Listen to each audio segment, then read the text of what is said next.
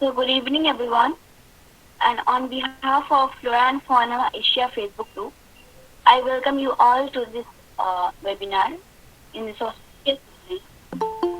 This lecture being conducted today is the second lecture of our Endeavour 1 series. So, all of you know that these webinars are organized by Flora and Fauna Asia Facebook group, along with Botany Department, Shiva Bharati Mahavidyalaya, Jhargram, West Bengal, and Drishtikon Organization, Panchkula, West Bengal. We have successfully completed our biodiversity webinar series 1 that ended with 30 lectures, and we hope participants enjoyed and were enlightened with these diverse topics and vast information. And this series, that is in-depth 1, is for undergraduate and postgraduate students, faculty members, and anyone who has a vast knowledge and quite interest on research and application of environment and biodiversity. So that is why we are not including school students and so on for this webinar. But we will return again with biodiversity 2 series for you all. Probably after 15th, or that is probably after 15th of June. And the time and day will be same, that is Saturday from 7 to 8. So please stay with us through our Telegram group, where you can receive the links, and please stay updated also. So today's webinar is topic Treasure in Ant Nest by Dr. Shuma Pal Shah. Now Dr. Devbrata Das, Associate Professor and Head of the webinar. He's the Head of Botany Department, Lalgam Government College. He's a very enthusiastic person and works very hard for this webinar. And he's also the admin of Flora and Fauna Asia Facebook group. So with no more delay, sir, please introduce our today's resource person. Thank you, Apuja, our co-admin, Flora and Fauna Asia Facebook group. Today's webinar resource person is Dr. Shuma Pal Shah. Madam is Associate Professor of Microbiology, Lady Brahman College. Madam did her MSc from Darjeeling Government College in the year 1992 under North Bengal University, and after that did her PhD from University of Calcutta in the year 1999 in botany, but the subdiscipline is microbiology. Her title of the PhD topic is poly-beta-hydroxybutyric acid production by non-symbiotic nitrogen-fixing bacteria under the guidance of Professor Dr. Amal Kanti Pal, Department of Microbiology in the University of Calcutta, Kolkata. Madam's research experience. Madam is Research Associate under CSIR, New Delhi. Madam teaching experience 14 years, both UG and PG at Maulana Azad College, Kolkata. After that, Darjeeling Government College, Darjeeling, West Bengal, and now Lady Brahman College, Kolkata. Madam is academic counselor in IGNOU since 2008 till date. Madam completed research project under CSIR, DST, UGC, etc. Current research interest is ant nest microbe, phosphate solubilizing bacteria, nitrogen fixing bacteria, PHA accumulating bacteria, and biofertilizer. Research publication of Dr. Pal Shah is 13 in international and 10 in national reputed journals. Publications in proceeding is 5. Popular articles 2. Book chapter 1, paper presented 29. Organized workshops, both national and international level 6. Reviewers of many reputed journals, including 5 international journals, and awards CSIR Research Associate from 2002 to 2016. Member in various journal bodies like AMI, IMS, ISCA, etc. So, Madam, please start your presentation.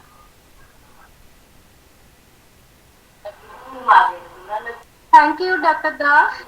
Am I audible? Am I audible? Yes, ma'am.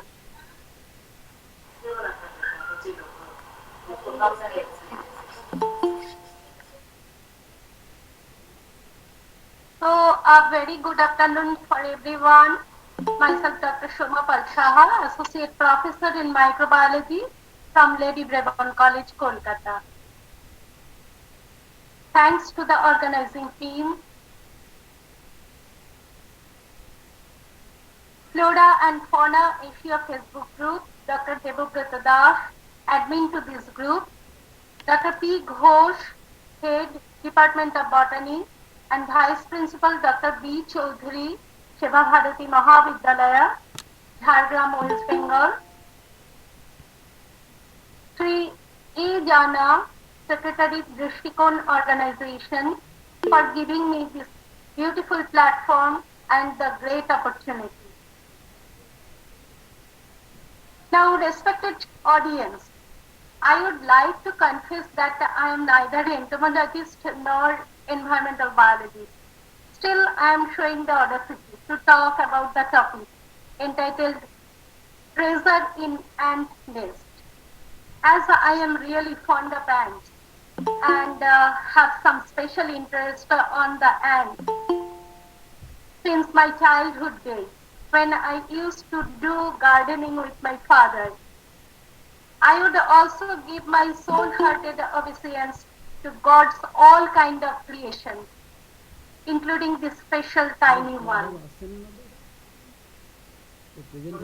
Is it visible? The slide is visible, I think so. Yes, ma'am. Okay. Now, ants are the largest group of eusocial insects under the family Formicidae. And society have cooperative brood care, overlapping generations, living in the same nest, and a division of labor with reproductive and non-reproductive individuals like workers. With an estimated 10,000 trillion of the individuals, surprisingly, it is the equal of the global human biomass approximately, and also constitute most of the animal biomass of the rainforest. And interestingly, key to their success are actually the countless interactions of the ants with different members of their own colony, other insects, fungi, microbes, and even the plants, higher plants. These interactions are mainly based on mutualism, co-evolution, adaptation, and the animal communications too. Now, almost all of us are aware about the classification of the ant, especially the zoologists. I think so. Still, I am telling the phylum Arthropoda, class insect, order Hymenoptera, and the family Formicidae. This is the general classification for it. But the characteristics of featured, if you want to know, it is nothing but the position of metapleural gland. Number one, this gland produces phenylacetic acid, which fights against the fungi and bacteria as well.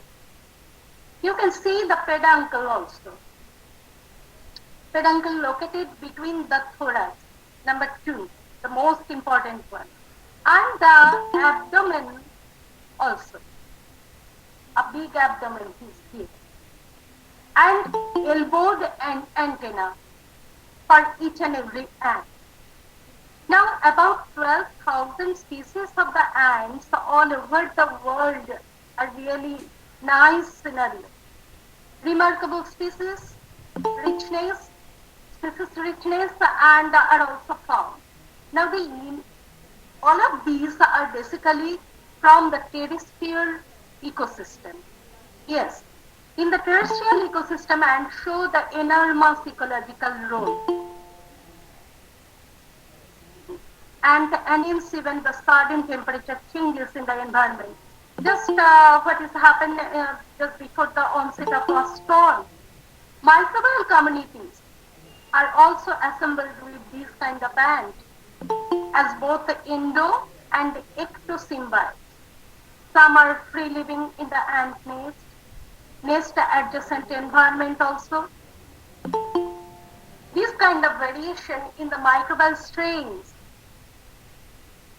you can observe with these eusocial ants is broadly driven by the chemical components present in the ants, the food waste gathered by them, that is the food stuff, the surrounding soil quality also. Now you can see different types of ecosystem, yes, from the rainforest, the coniferous forest and tropical grassland, temperate grassland, Mediterranean area, even the desert and the hill and mountain, except the extreme cold environment like tundra. Everywhere you will find this ant. Now, I'm showing here the diversity of ant-biotic interaction. If you see the first two pictures, the first one actually describes the ant-ant interaction, the slave makers. Okay, and the second one really very nice because some ants are very communal one. Here is also the interaction. And this one, the C, B, these are interaction between the ant and some arthropod, other arthropod and the insect and a caterpillar-like animal. Okay, and these are very common interaction in between ant and plants, including the pitcher plant environment. Interaction between last row showing the interaction between the fungi and the ant interaction. And the extreme right in last one, it is showing the antibacterial interaction. Okay, within the intracellular environment, few bacteria are present. This is very interesting because it is nothing but Boltzmannia endosymbionts.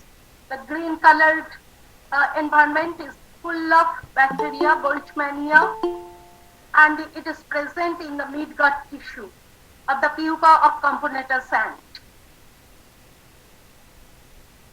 Now, regarding the chemistry in ant, if you think full-size ant, they have several different types of glands. Among the several different types of gland, the metapleural gland is very, very important. Already we have talked about this. And these glands basically are able to synthesize huge variety of chemical compounds. From the benzoquinone derivatives, few are the esters, even a large number of alkanes, straight chain alkanes.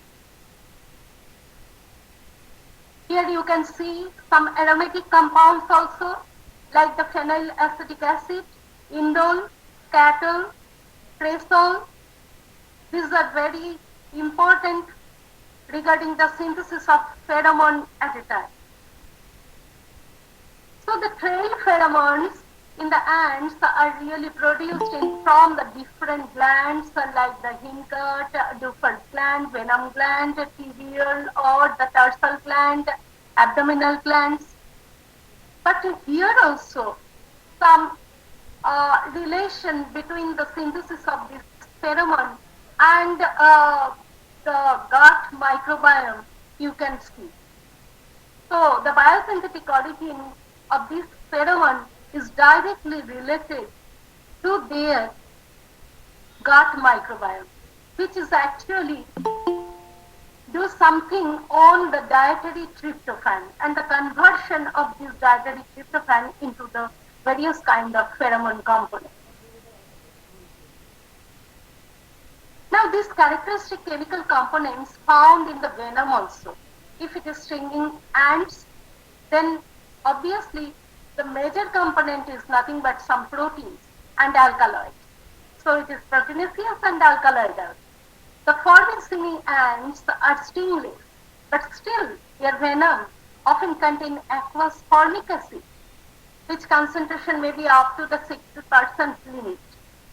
And myrmicine ants, they are really the alkaloid chemists, possessing a good amount of alkaloid-rich and low-protein venom. Now the question comes: really, it is if ant can attract the microorganism? Yes, this kind of gland secretion directly influence the pheromone quality, the food habit of the ant and metabolism, and the ant excreta composition. At a time, all of these, all the individual one can influence the microbial assemblage within the nest ant. That means either ecto or the endo symbiotic association, or some are free living also within the nest environment. So the soil quality of the nest and surrounding area typically will be changed according to the microbial assembly. Interestingly, the co-evolution of these kind of microbes along with the ant genus or species, it is still under very research environment, because the huge variety you will observe under this condition. Means the microbial assemblage and the soil quality, how they will. Yes, please. Ma'am, please continue. Yes. Now, if you see a micro environment within the nest system, first thing you will target the ant. That means, who are they? If it is typical atine ants, that means the herbivores and leaf-cutting ants, they are cumulatively called as the atine ants. The ants groom their babies by cultivating some fungi. Basically, it will fertilize the soil with their organic matter, which is collected from different soils, and within the nest, they are incorporating. By this time, they will allow some special bacteria who is able to fix nitrogen also. And these kind of ants also efficient to cultivate some fungi. So they are nothing but the gardeners. Okay? They are nothing but the gardeners.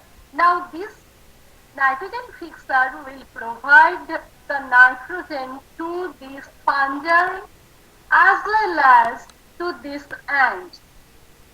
So here is the love triangle in between the ant, bacteria, nitrogen fixer, and the garden fungi.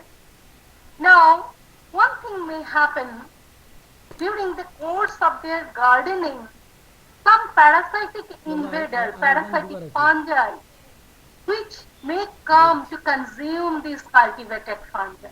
But the ant is very efficient to destroy and kill this kind of parasitic fungi by growing some actinomycetes. All of you know that actinomycetes are very good antibiotic producing organisms, bacteria. So definitely there is one more system where we are finding that a parasitic fungi is inhibited by the actinomycetes, which is closely attached onto the body surface of these leaf-cutter atine ants. So this is the scenario for the leaf-cutter ant nest. So it is nothing but the tripartite symbiosis. Bacteria and the fungi. Okay? If we just exclude these two. Here is the major example. Already we have described that thing, cultivated fungi garden, where it is what kind of happening is going on here, and the ant body surface where it is going, what kind of scenario is going on here. So it is very good for the Formicidae, Myrmicinae and the Athena. These are the farmers for the fungus farm, for the fungus cultivation. So all of these are the fungus cultivators. Now, really, before onset of the ant nest, whether ant can sense the presence of microbes? It's a good question. Yes, it is found that newly mated queens of the red fire ant, they select some nests where actually no as such pathogen or very low pathogen is. And they can detect simultaneously some antibiotic producing actinobacteria. That means they can sense the presence of actinobacteria, the helper bacteria, as well as the low pathogen risk, and thereby they will prefer that site. It is nothing but the Solenopsis invicta, the queen, you can see with wings to actinobacteria rich and pathogen depleted soil is preferred for them. Now you can see how the development of the bacteria on the body surface of ant may happen. The Atine octospinosus is very good and efficient fungus farming ant, and throughout the body surface you can see the growth of actinomycetes. Even on the tubercles you can see the filaments of actinomycetes. See, here it is absent. Okay, even the fossil evidence shows the similar condition. They are full of actinomycetes on their body surface. One more example, Chemnothorax, another ant, the similar actinomycetes on the cuticle, and the hyphal growth you can observe. Here it is absent. If it is absent, really it is dangerous for them because pathogen can attack them easily. So the cuticular structure is will say you whether they are very efficient to handle the pathogen or not. Now you can ask whether the gut microbiomes of the ant involved in the plant materials, especially for the leafcutter ant. Yes, but how it is possible? They are not just like the termites. Within termite, you know, cellulose eater eating bacteria is present. But inside the ant, there is no as such cellulose eater. But still, they can degrade within the nest. You can see the fungal enzyme and the ant enzyme mixture. But how? Actually, they are the fungus garden holders. So definitely the enzyme of the fungi, that is also known as Gonglidia. Gonglidia is nothing but the combination of fungal enzyme, fungal hyphae, as well as the extracellular enzyme. It is also known as the Fenton wall when it is grown on the leaves, the cut leaves, and which is collected by the ants. So what happened? The Gonglidia is eaten by the ant, and the fecal droplet contains these Gonglidia as it is, and the fungal enzyme remains as it is, without any changes in their quality. So the aryl alcohol, the primary alcohol, the aromatic alcohol, it is also present in the fecal droplet. In presence of air and the aryl alcohol oxidase, the fungal enzyme, it will become the aryl aldehyde. But what happens simultaneously? The hydrogen peroxide will be generated. And when this hydroxyl ion will be generated from the hydrogen peroxide in presence of ferrous ion, ferrous ion will be reduced into the ferric ion. By this time, the enough hydroxyl ion will be generated to react to degrade the plant cell wall abruptly. And now what happened by this time? You have to convert this ferric to ferrous ion once again. Ant enzyme is present for this purpose. Ant enzyme present in the fecal droplet, both. Remember, this fungal enzyme and the ant enzyme both are present in this fecal droplet. So the ant is efficient to destroy, decompose this plant material in presence of this fungal enzyme actually. But directly this ant enzyme, neither the ant enzyme nor the fungal enzyme can do the work. So it is the combination of the both ant enzyme and the fungal enzyme. Now, question may come, what is the composition of their fecal materials? Mostly the fecal fluid is full of protein for the leaf-cutting ants. Different oxidoreductase enzyme, proteolytic enzymes, carbohydrate active enzymes, commonly known as gazymes, phosphate liberating enzyme, lipid degrading enzyme, etc. So, and a few are miscellaneous groups. So definitely it is the proteinaceous material which is actually helping the ant nest for different purposes. Now the next question, not only the microorganisms, higher plants, is there any relationship between the ant and plants? Every time we are observing that it is very closely attached on the top, on the leaf of the plants, even on the flower to take the nectars. Yes, some bipartite symbiosis you can observe readily. Everyone can see. Those who have gardens especially. These kinds of plants specially designed to give some shelter also for the ants. They are known as myrmecophytes.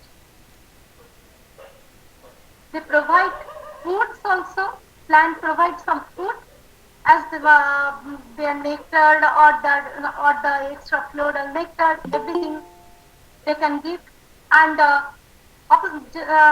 domatia, the nesting space, also given by the plant. And on rivers, the ant protect them against the herbivores. A very good example, Leonardoxa africana. This is the fabaceae plant. You can see it in the southern part of Cameroon. And mutualistic ant are Petalomyrmex phylax. They protect the plant from different herbivores. Even another very good example, Pseudomyrmex, for the similar example. Here you can see a pitcher type of leaves. It is not the pitcher plant, but the type of the leaves now become the pitcher-like. You can see the above picture. I think you can follow my marking. Here, the leaves actually form the pitcher-like system where they give some shelter for the ants. Other normal leaves, you can see the normal leaves at the bottom portion and the above portion, but few leaves are converted as for the shelter of this kind of ants. Now here is the root system. Philipdris, they can build the inner partition by using some internal root framework. They can bring some debris from the outside and construct this kind of nest. And this root allow these epiphytes, allow some epiphytes to use the fecal material and food remains as the nitrogen source. Very common example. Even in my house, I have seen the acacia plant, the Pseudomyrmex. Actually, the plant giving some acacia produce some special sugar. They are giving this food to ant, and just on the rivers, they are giving the shelter,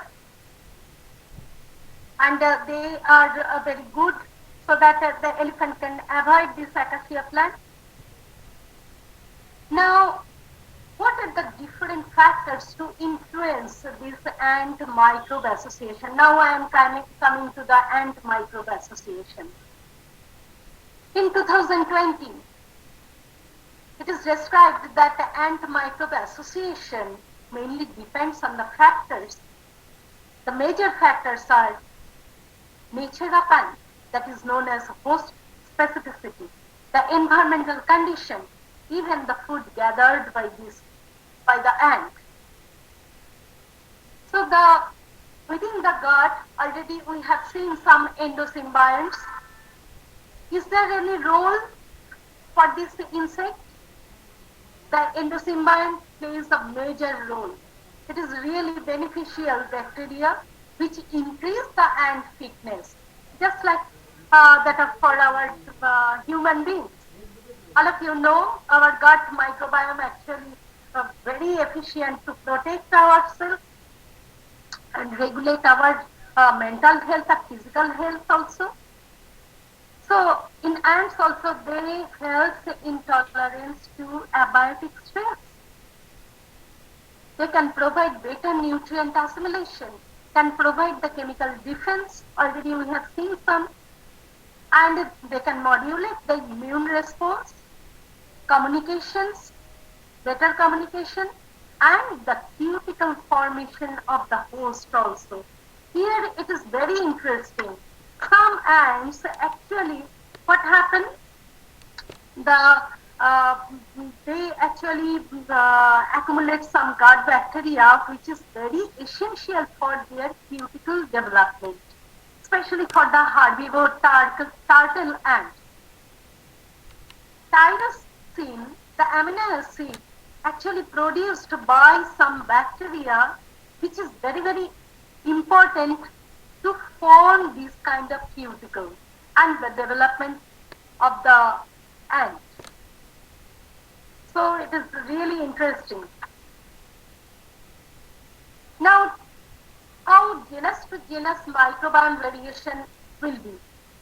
I think you can see different types of ants, Dolichoderus, the ant, and they have the gut microbiota, bacteria. Actually, it is the prevalent bacteria are Rhizobialis. All of you know Rhizobium are free living. Rhizobium are symbiotic for the plant, but they can give some extra benefit for this symbiont ant also. Okay. Now the Camponotus ant, they have Boltzmannia and Olbachia. These two microorganism is very, very special. Olbachia actually they can control the sex ratio in the ant also, and it is very common for different types of insect, not only for the ants but also for different type of insect, including the mosquito.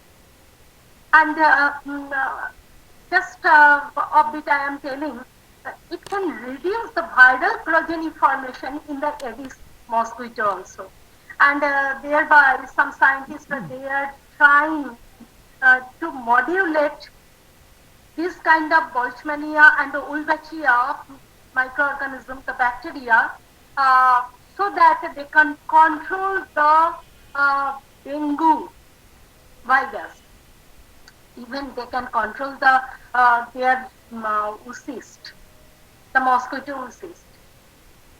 Now, once again, I am coming back for the ant. Acetone, the special bacteria, the firmicutes. Firmicutes means gram-positive bacteria especially. These are very prevalent. And the Entomoplasmatelis, they are wall-less bacteria. Sometimes you may tell these are the signature microbes. If they are present, that means it is the acetone. If they are prevalent ones. Few other microorganisms may be present, but the maximum and higher CFU count if you get, that means these are acetone. Lepidus, a huge population of Actinomycetes and the Bartonelliaceae group of microorganisms and the Vacilla bacteria, Spiroplasma, these are very, very important. Bartonelliaceae group of microorganisms actually, they are creating some disease for the cattle. Pseudomonas, another important ant where we can see the acidobacteria and Bacteroidetes, Firmicutes, and including the actinobacteria. So genus to genus variation and the prevalence of the microorganisms you can notice it very easily. It is nothing but the photography of from the uh, immunofluorescence. Now, habitat of the ant. Yes, really habitat is one more major factor. What kind of gut symbionts will be present inside the ants? If you see the forest floor ant, this is also known as the New World Army ant, Lepidus predator. So it is prey on ants, another ant, and another arthropod. Their gut microbiome is full of acidobacteria, actinobacteria, and Bacteroidetes and Firmicutes. If it is Componetus, Componetus means carpenter ant. Basically, their food would be dead and dump wood, and their nest within that particular environment. They are with Boltzmannia and Olbachia. So it is very common for the herbivores, especially for the herbivores. Now turtle ant, mostly they are herbivores. Sometimes they can take the vertebrate urine and sometimes the bird excreta also. So their microbes are a good number of Rhizobialis, or if it is Rhizobialis, that means they are eating the plant material. If it is not, then obviously the Pseudomonas or Actinobacteria make it. Because Rhizobialis for the nitrogen fixation, if they are getting enough nitrogen from the vertebrate urine or from the blood excreta, bird excreta, then no Rhizobialis will occupy their gut.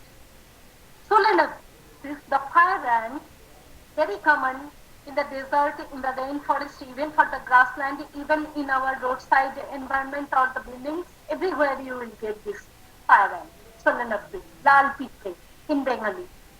So omnivores and the insects, spiders, earthworm, what not in their diet chart, everything.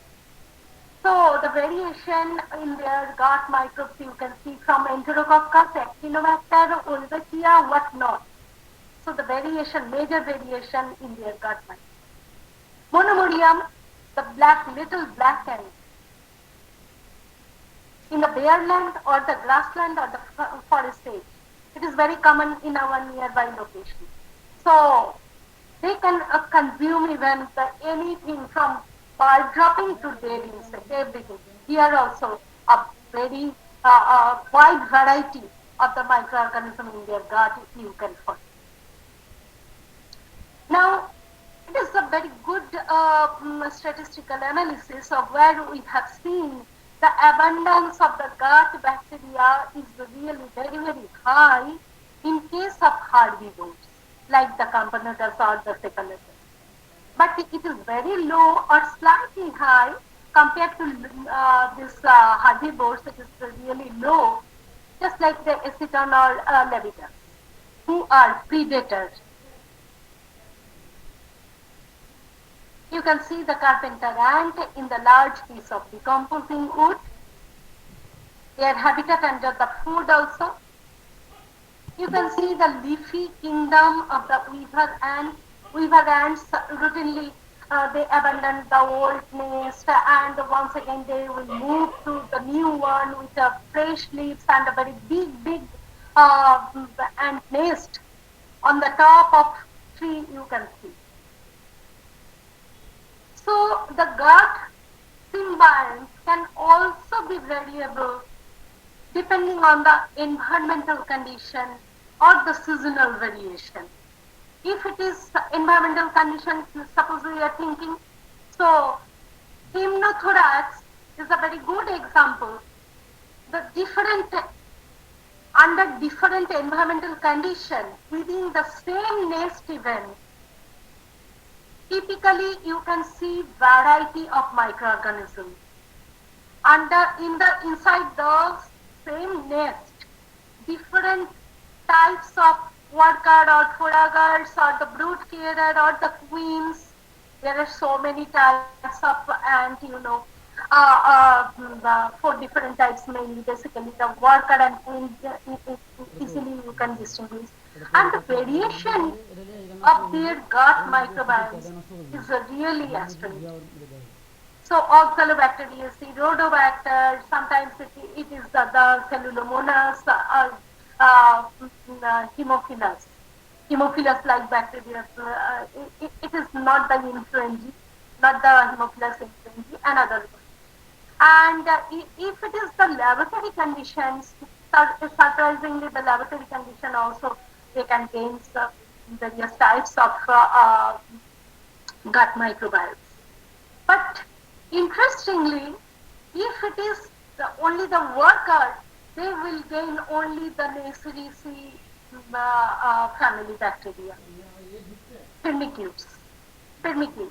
And if it is a variation for the May and July for the same one, forager and brood carer, then you will once again see the difference. The first A and C, you can distinguish the microbiome. Fionella, Thermomicrobiota, Polymonas, these are for the July, and for May it was the huge population of Oxalobacteriaceae, Rhodobacter, Cellulomonas like this. So the abdominal communities of the Temnothrix, forager or the brood carer, it is distinguishable, or the two samples for the May and July, it is distinguishable. Once again, I am going back for the Polyrhachis armata. One experiment was done across the geographic range. They have collected different and samples of the same genus and same species, but huge variety of the population of the microbiome they have observed. Now, already we have discussed little bit regarding the diet-induced effects. Yes, surely it can alter the abundance of bacteria and variation of the bacteria. An interesting experiment was done where the same locality, same habitat, but different types of ants and the number of microorganisms, suppose it is the Olbachia, Pyroplasma and Asaya. Already I have talked about the Olbachia and Pyroplasma, this is the wall-less bacteria, and the Asaya, it is one very good bacteria, is able to fix nitrogen. You can observe under the same habitat, their diet is also almost same, but those who are getting some amount of animal diet, means non-veg diet, they don't require Asaya.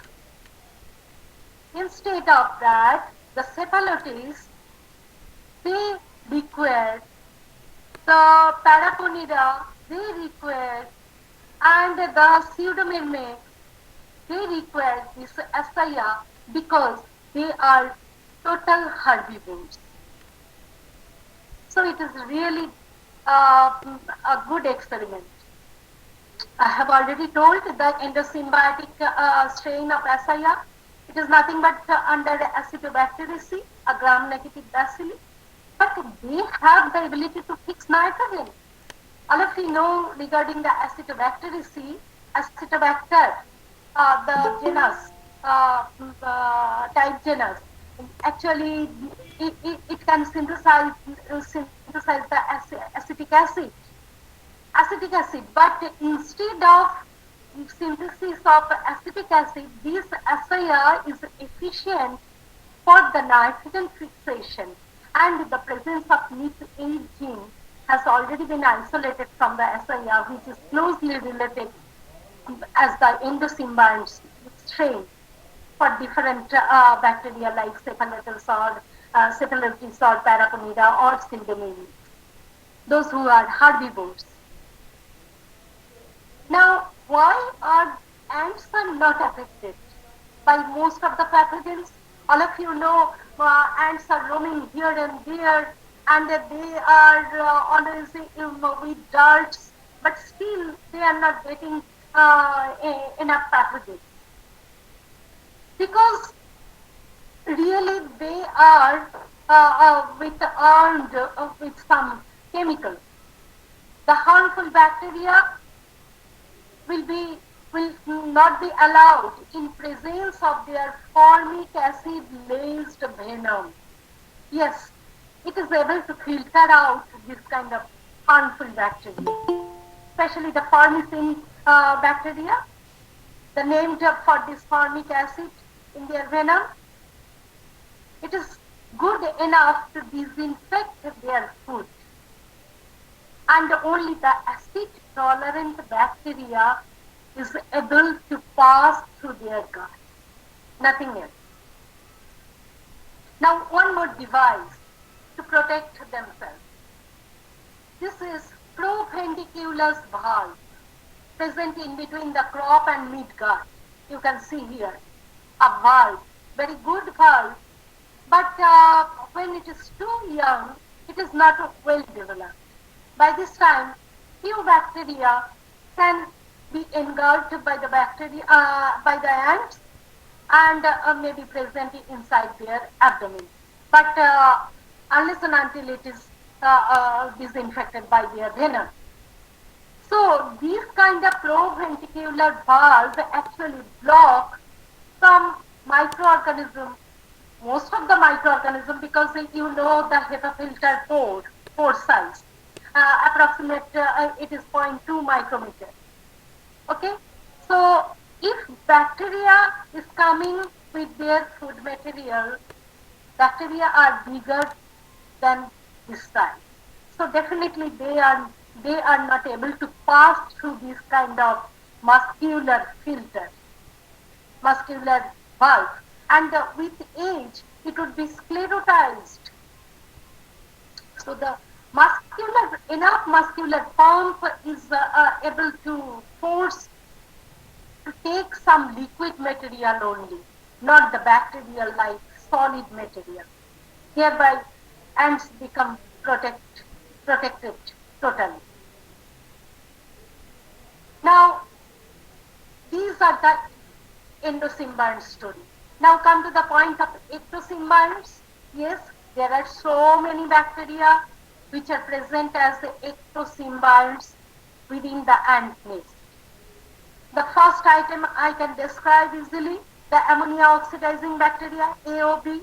All of you know from our childhood, those who have studied biology, Nitrobacter, Nitrosomonas, Nitrospira, everyone is present as an ectosymbiont.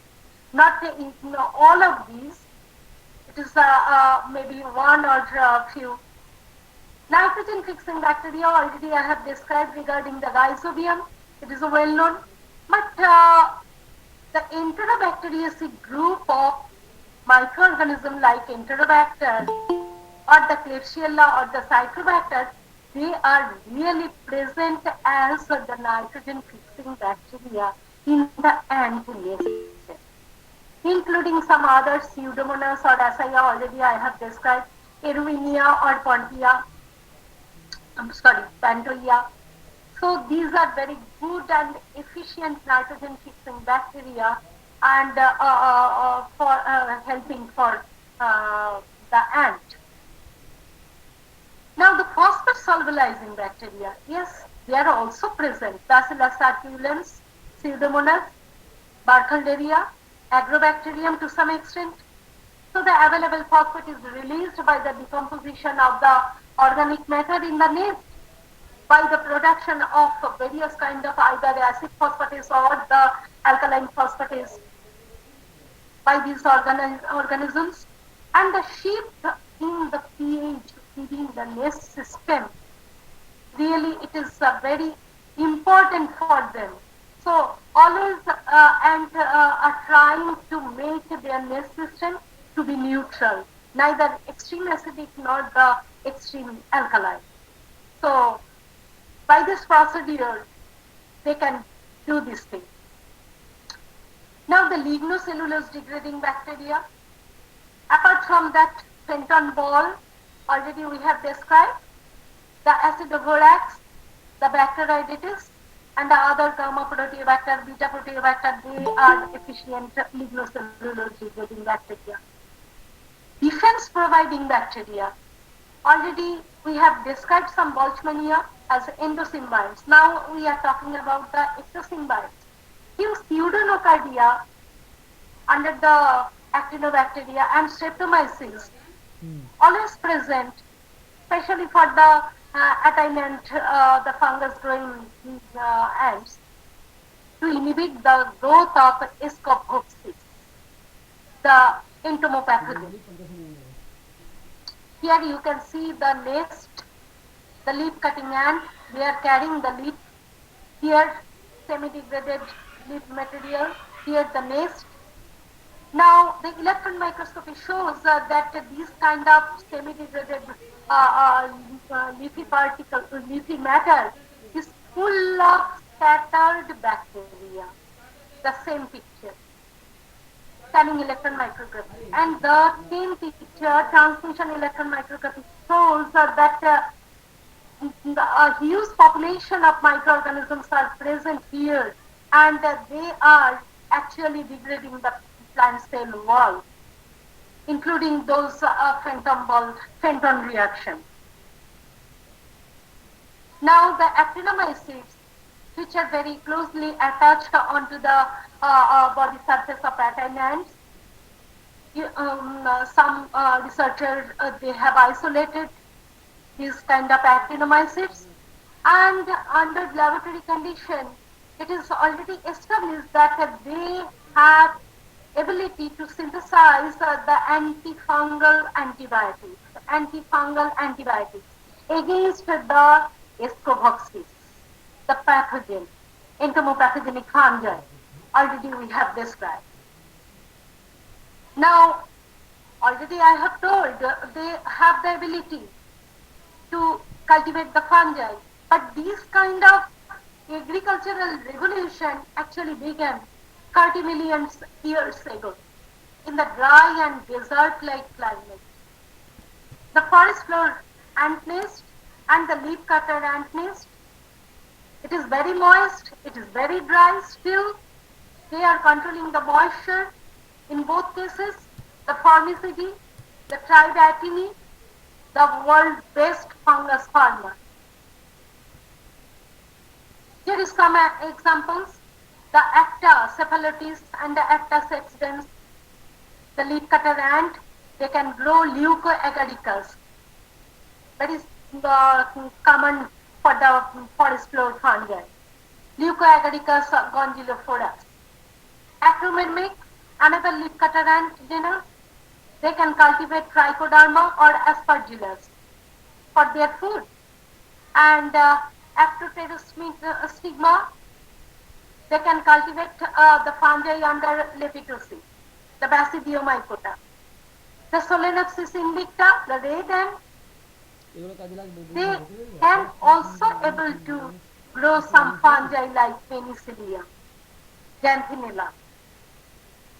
So, different ants can cultivate different fungi. Now come to the point of ant nest directly. Now, visit this ant nest, special ant nest. If you see, it is really a work of soil engineer. See the construction, peculiar type of construction, very few or a single entry point for the nest. And if you see the original heap, Then you will see the ventilation procedure with several tunnels, and the porous tunnels will actually provide enough aeration for them, which can control the oxygen as well as the moisture content, and temperature control will be there also. Now, if day by day they are trying to increase their colony, when colony will grow, the expansion of the nest will also be, but inside the nest, in the deep. But the peculiar thing is here, the living space for the queen. It is really very good, where the food stock, they accumulate much more compared to the other localities, other area. You can see here and there food stuff are present, but much more for the queen. And for laying eggs, they will provide all kind of facilities. So during experiment, we will suggest to follow this thing. Nest, the central position, and the adjacent area will be approximate up to the limit of 2.5 meters. So here is the uphill and the downhill. The adjacent, the total environment up to the 2.5 meter level of the adjacent area.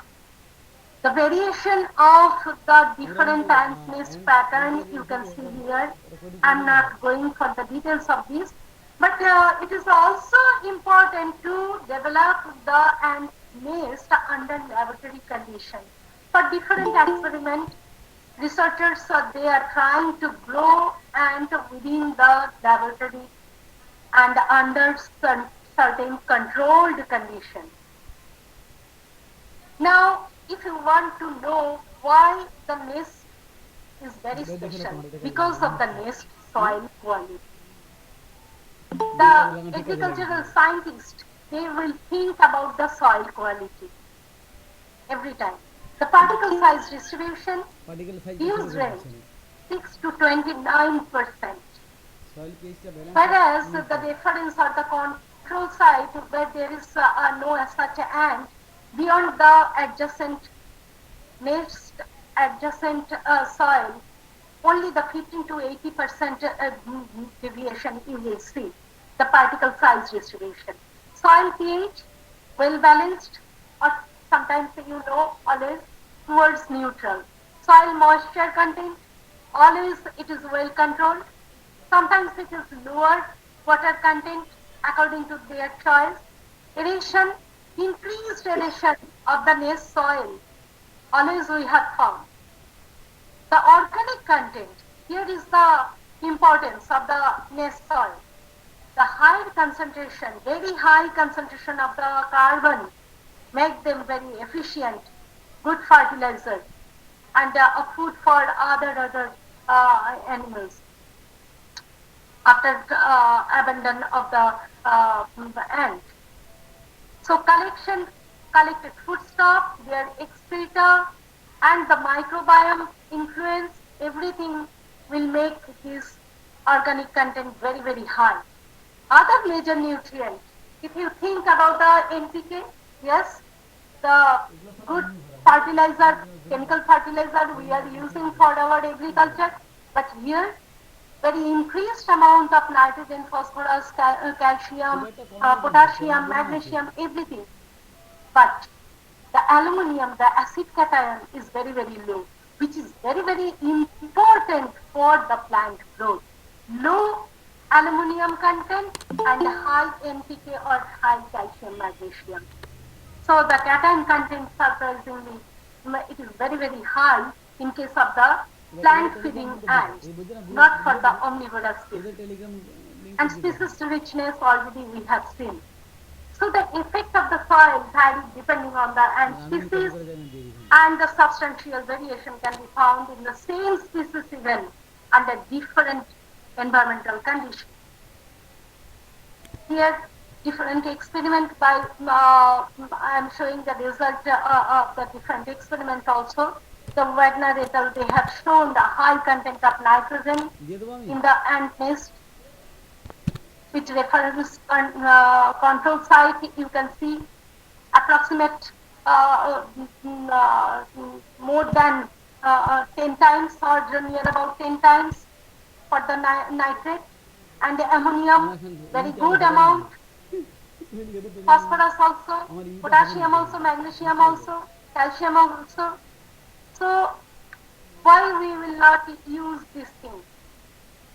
Another experiment here also, you can see even after the abandoned by the ant, then the mount is still good enough. Not every time, but sometimes. But a nitrogen percent for the mount and the control site, you can compare very easily. Now, is there any major impact? Maybe the negative, maybe the positive. But especially we are thinking about the negatives. Ant has some impact on our environment. Yes, they are invaders. They can damage woods. They are the nuisance and which can carry some pathogens also. They are the pest for different types of plants. They can destroy the seeds. They are dangerous for our homes, for business area or the outbuildings also. These are the negative effects. But if you just control this kind of, if you just avoid this thing, so many positive activities are for these ants. They are very efficient cleaners as they are decomposing, they are materials, the organic materials. Thereby they are keeping our environment very clean. Within the food cycle of food web, ants eat and are eaten also. So many insectivorous, you know, in the forest, even the deer, they are eating some ants. And the ant may be also the predator for the other insects and for their eggs also. So here is the relation of the food web. And they are the frontline workers. By digging the galleries, tunnels and help to aerate the soil and modulate the moisture content. Yes, they are ecosystem engineers.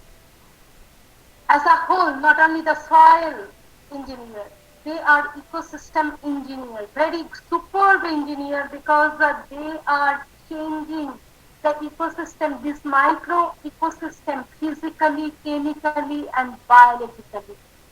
The farmer's helping hand. Yes, for seed dispersal, this is known as marmecochori or myrmecochori.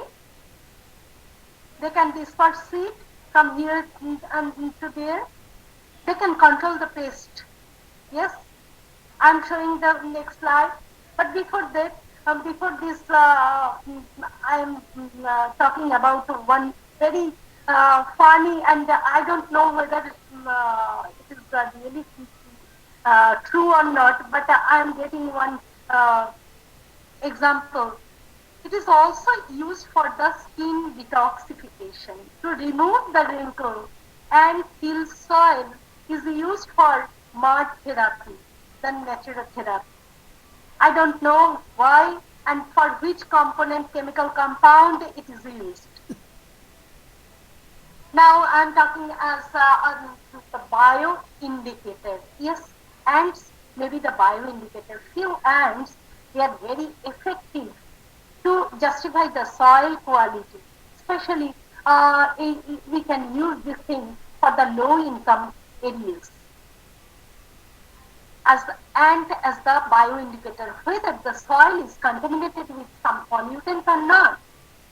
Especially the heavy metal pollution, they can sense and they can alter their cuticle structure, their behavior will be changed, but they are immune. Thus, they can act as ecotoxicological bioindicator. Yes, and nest actinobacteria, the potential source of the new antibiotic.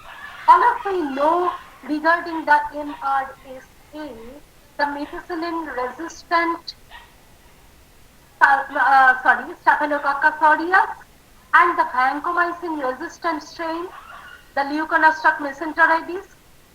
It is popularly used for making the idli and dosa.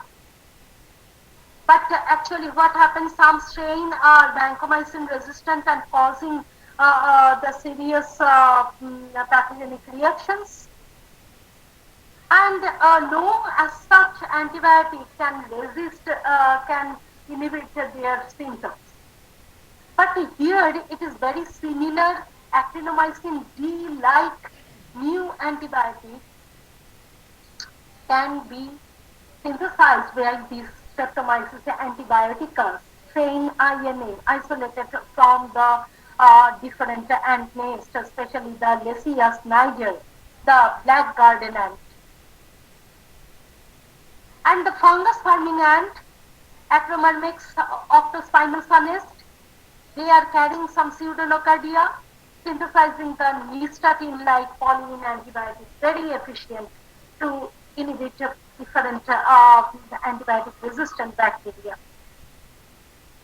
Now, I am also interested to go or to proceed for the few steps towards the ant nest.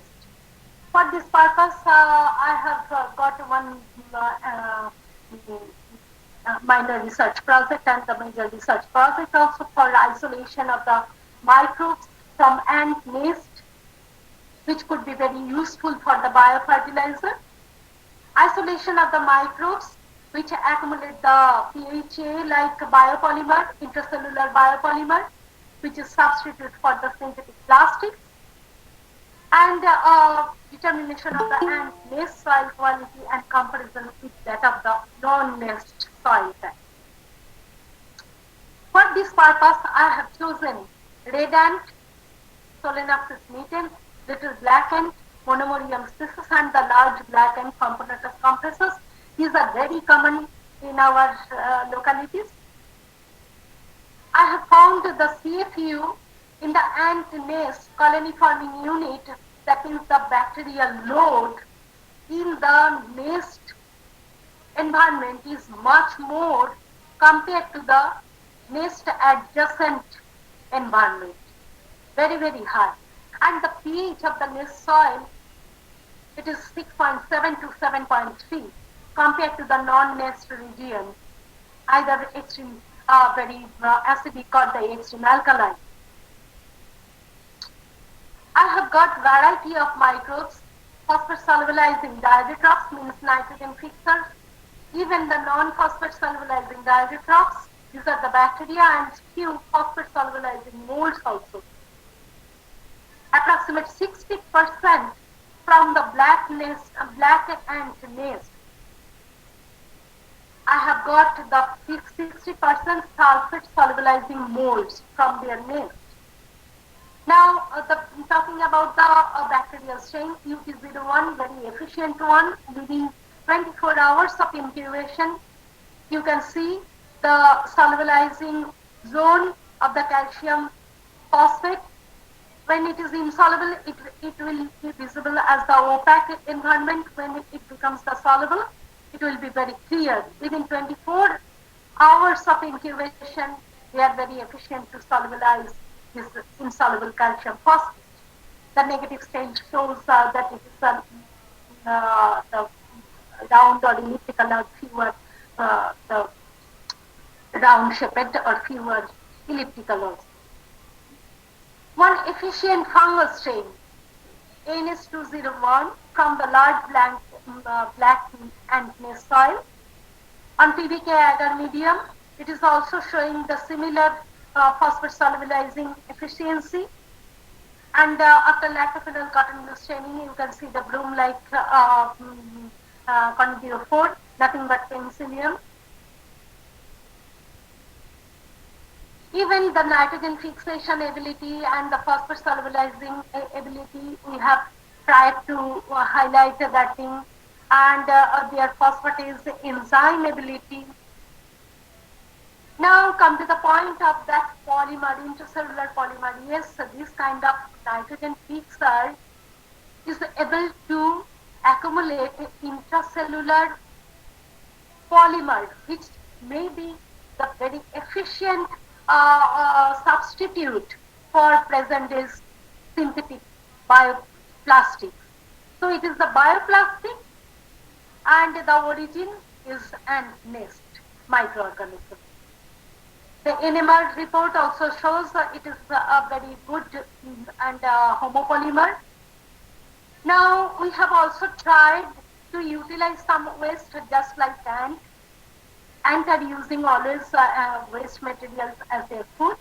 So candy factory waste or the fruit processing factory waste or sometimes the domestic waste or the poultry waste. These two, the candy factory waste and the fruit processing factory waste, they are giving us the homopolymer, whereas the latter two, the domestic waste and the poultry waste, are giving us the copolymer.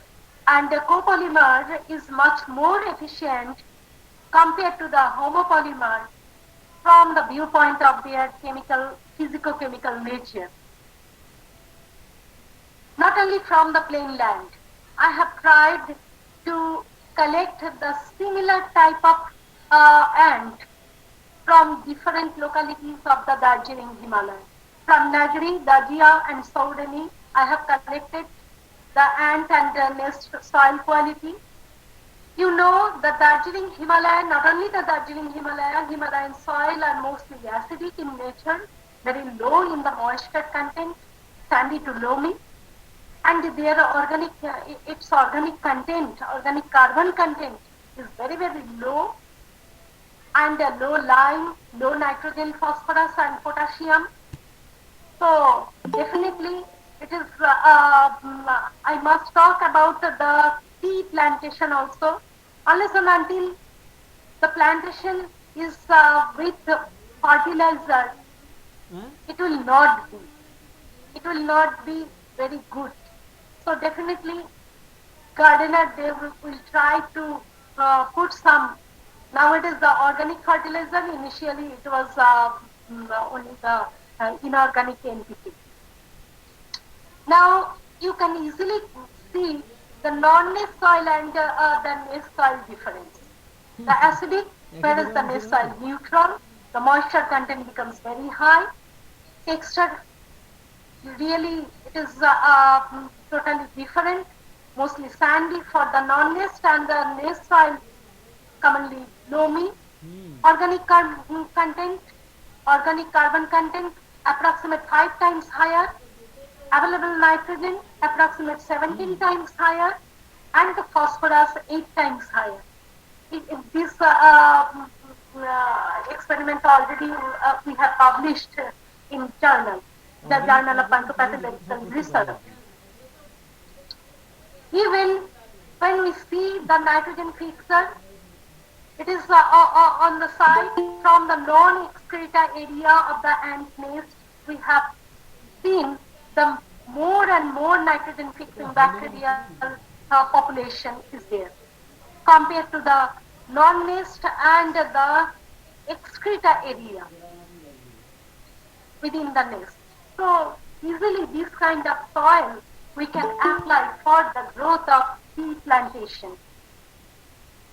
So we should think about the ant and as our enemy. Some common examples, some reporting you can see here, the tunneling ant, they turn over much more soil, even just like the earthworm. And aeration is very, very important for peony bloom, and they are doing this job. The researcher from the University of Sydney, they have shown actually the increase of wheat production up to the level of 36% using the different types of ant nest. Here the ant will not be pest for the plant. They will actually grow there and will allow the farmer and will to produce a better production, better wheat production. Now, I have told you it is also used for the pest management. It was a very old days practice for China people, where the Ecophilus maragdina, the Asian weaver ants, they are used to cultivate for their citrus fruit garden to reduce the insect damage. Different other predatory ants also reported Dulciferus, Anoplesis, Wasmannia, Azteca, Solenopsis and Formica from different environment of the from tropical environment, from the subtropical environment or the temperate environment, you can apply this thing. So several reports are there also. So ants are not our enemy. A very good and the important report I have seen for the brown rot disease of the apple, even for the apple scab disease. It is caused by the Monivia and the Venturia respectively. But when we are applying some Formica polyctina, the wood ants, onto the plant surface, then it is able to protect the apple from these kind of brown rot disease or the apple scab disease. So it is very good idea to protect our apples. So in conclusion, I must say that ants are very ready to help our human society by maintaining the ecosystem, by managing the waste decomposition, by improving the quality of soil of the agricultural land, by providing the maize soil as a natural biofertilizer, by acting as soil bioindicator, by pollination, by using some seed dispersal method also, and providing good source of PHA synthesizing means biopolymer synthesizing microbes. It could be a very good source of new antibiotics also. So here is the importance of ant, and here is the treasures in ant's mouth. So it deserves our respect too. Thanks to everyone for patience hearing. Now, I think I should hand over to the organizer. Thank you, Madam, Dr. Sumapal Saha, for explaining the importance of ants in environment development and also the symbiosis with plant microorganisms. The tiny creature ants are really very curious, and their intelligence very often attract our attention. But these interactions of ants and actinomyces or other fungi or other bacteria are not surely known by all of us. This is really a new thing of research and interest. Hope all the eminent interested participants enjoyed the lecture given by Dr. Pal Saha. Chat box also depicts the full enjoyment and appreciation. Thank you, Madam, again. Now this is the time of question and answer. Some questions are also there in chat box. So, Madam, question.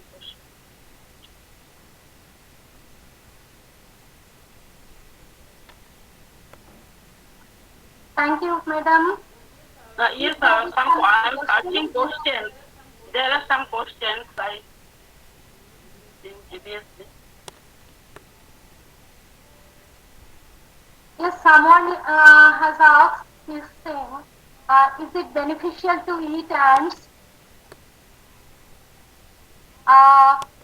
In answer, actually, I have already know about some tribes, especially from Andaman, those who are taking some ants as their food. not actually the as staple food, but as food, and I don't know whether it is for the bacterial system attached onto the ant or not, but it is a really very good suggestion. Also, those who are leaf-cutting ants, especially, I think it is a good idea to take this kind of ant. And Chinese people also taking this thing. Next question from Chitra B. Is there any ant which causes side effects or which is harmful to humans? Actually, she needs some examples. I have already shown a few are really very bad for our environment. Positive and negative effects. Yes, these are the negative effects. They may be the paste for different plants, but we have to choose some method so that we can protect our plants and we can manage the pest also. But on the other hand, the ant we can even use as the making the pest control. That is the positive effect. That is the positive effect. So ants, I don't know whether the ants are very afraid of some question I have seen from some Devashis Kapadin. What are the ants most afraid of? I don't know. I think some fungi, Escobopsis like fungi, and really can sense the presence of this kind of fungi which are entomopathogenic. Otherwise, ants never afraid of for anything. Next, one question from Dr. Joydeep Maji. Is there any interaction between ants and leaf of plants which help for modification of leaf to make pocket-like structure? Yes, I have shown actually the plant is influenced by the presence of ants. What happens when they will start to gather and trying to accumulate the food material and etc. Plant can also sense that thing. So definitely they are making that pocket by this time, and they are protecting the ant nest also. One question from Shanti Bala. Which chemical are produced by ants in the formation of their nest?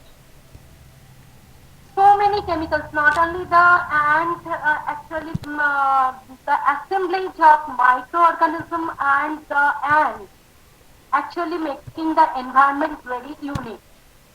Not exactly solely the ant, neither the microorganism. The interaction between them actually makes the symbiotic interaction. Yes. Symbiotic interaction. Yes, the symbiotic interaction. Madam, another question from Dr. Somi Bhattacharya. Is Oikophila smaragdina is poisonous? Yes, Ecophilus smaragdina. It is very popular in China to distribute in their citrus garden to protect their pests. It is very old. I want to know something. Yes. Please mute. First, I complete all the questions from chat box. Then, sir, please tell your question. Sir, please you write in chat box now. And from Somi Bhattacharya, another question: is there any mutualism with this organism with mangrove? Human being. Is it human being? Ant and human? No, this organism means Oikophila smaragdina. Ecophilus smaragdina. It is These are the ants. Any relation with mangrove?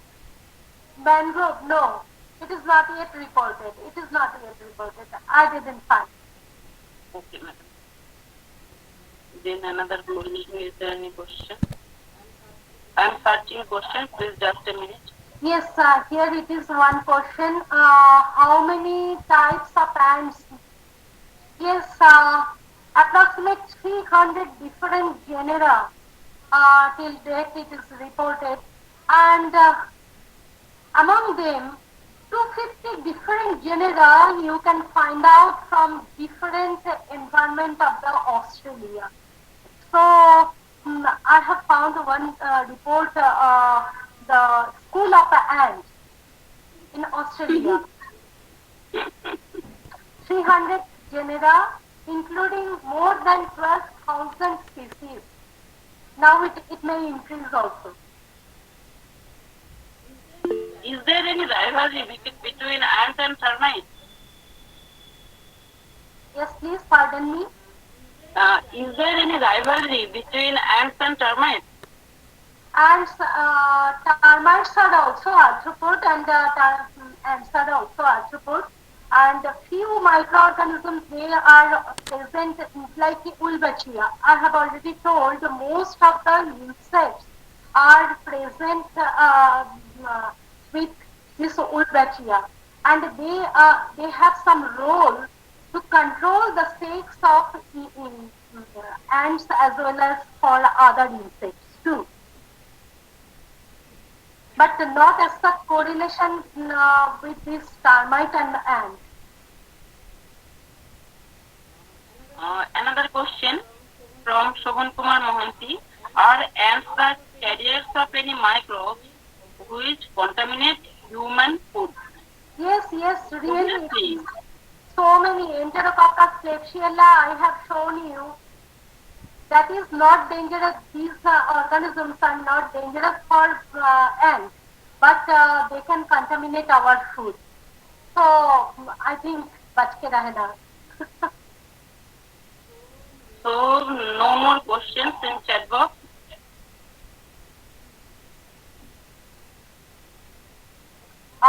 One Simki Sakura. Simply, one question from Simply, no? Okay. Yes, generally red ants are very dangerous as they bite so badly, causing allergy to us. So how can our view towards them will be changed? So you can avoid your road, your path without disturbing the ants and ant nest, because they will do their work. If you disturb, then they will harm you, otherwise not. Unlike human beings, they never attack us unless and until they are disturbed. So we shouldn't disturb any ecosystem. So Shinki, I think you got your answer. Now I am requesting Atuja to give vote of thanks. Thank you, ma'am. So this kind of lecture, I've never heard of any kind of topics like this. So it was completely new for me, and I was very astounded by how much things these ants, so small, tiny creatures can hold within them.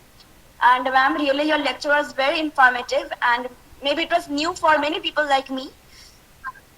And again, I thank you on behalf of our whole committee to give such brilliant lecture on these ants and this topic. Thank you, Ataja. Yes, ma'am. And so after this webinar, we'll be conducting our in-depth one series, third webinar. So everyone, the feedback is also given in the chat box. You please complete it. So the webinar will be dated on 17/4/2021 by Dr. V. Venkat Ramanam, who is the program coordinator, PCC certificate in climate change. So we invite you to this webinar. And the feedback is given, as I told, you give the feedback and after giving, then and then you leave this meeting room. And ma'am, thank you again. If you are done, then you can please leave this room. Okay, thank you, Ataja. Good night, everyone. Thank you and good night. So everyone, please complete your feedback within time, and we are going to close this group just after this ma'am. Can I ask one question? Good evening. Ma'am, someone is asking a question. Yes, here. Good evening, ma'am. I'm Dr. Ahmed Abdul Halim Khan, Chairman Board of Studies, Botany, Telangana University. My Yes, question please. is, how the ants, like zombie ants, has attacked by some entomophagous fungi like cordyceps species. Is there any mechanism to immunize themselves from entomophagous kind of fungi? Actually, against this kind of entomopathogen, ant can develop itself some actinobacteria onto their body surface. Acha. So These the are the actinomyces species. Various actinomycetes, they are very firmly attached onto the body surface of the ants, and whenever they can sense the presence of Ascobopsis, they will secrete the actinomycin D like or something else to protect the garden, to protect the whole ant nest. thank you so much. Thank you, ma'am. Thank you. Welcome. मैं बोले जाओ.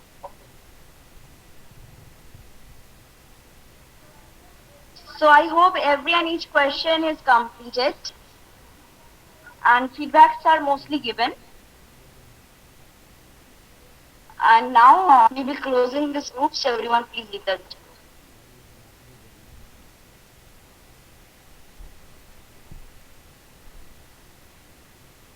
Close कर दो.